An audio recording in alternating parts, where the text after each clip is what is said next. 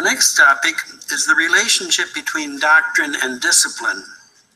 In what regards the canonical process for the declaration of nullity of marriage, it is frequently said that changes in the process can be introduced without touching in any manner the doctrine on the indissolubility of marriage.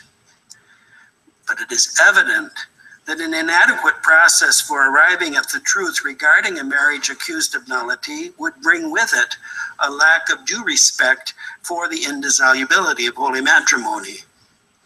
In fact, in the United States of America, our beloved homeland, from 1971 to 1983, a very modified process with a diminution of the figure of the defender of the bond and the effective elimination of the double agreeing sentence, in other words, the checking of an affirmative sentence in first instance by a higher tribunal, it was permitted by the Holy See. With time and not without reason, the process for the declaration of nullity of marriage became popularly known as Catholic divorce.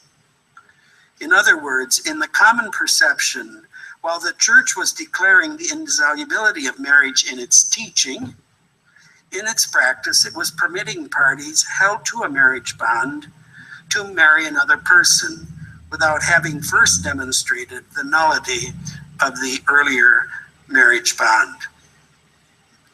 I served for many years at the Apostolic Signature, which has the responsibility for the right administration of justice in the Church and supervises the work of over 1,000 tribunals.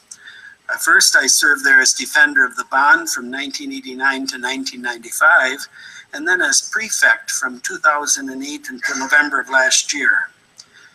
In a consistent manner, the experience of the Apostolic Signature shows that when a matrimonial tribunal has well-prepared staff, the causes proceed without unjustified delays.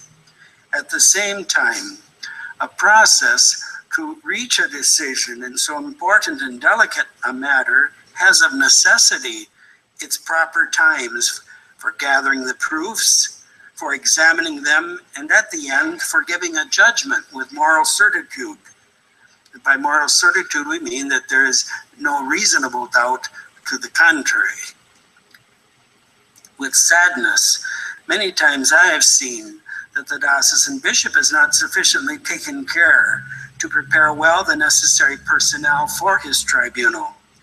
In other words, it's not the process that has need of modifications, but the practice of some bishops who do not provide well-prepared and just workers for their tribunals.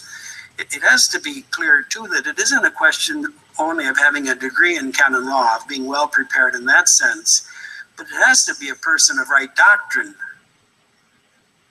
In other words, a person can use even canon law in a dishonest way to produce unjust decisions. And so the bishop has to be careful that he is, first and foremost, that he has the priests who are working in the tribunal are of sound doctrine, and then that they have the knowledge of canon law in order to judge properly these cases.